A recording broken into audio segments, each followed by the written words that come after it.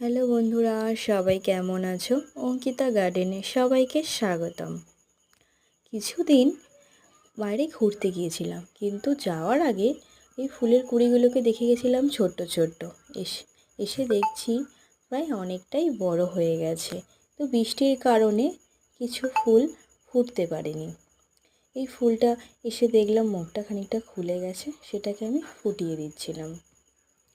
কিন্তু এই ফুলটা ফোটানোর সময় এত সুন্দর একটা গন্ধ আসছিল ফুলটার মধ্যে দিয়ে, যে আমি বারবারই ফোটাচ্ছিলাম আর এর গন্ধটাকে শুঁকছিলাম। যে অসাধারণ লাগছে। আর ওদিকে বাবান এসে বারবার বলছে, মা আমি ফোটাবো, আমি ফোটাবো। কিন্তু ফুলটা বড় হওয়ার কারণে ফোটাতে পারছিল না। ও ছোটো গামলার ফুলগুলোকে প্রায় টাইমই ফোটায়। সন্ধে একটু আগে এসে ভিডিওটা করেছি। কেমন লাগলো সবাই প্লিজ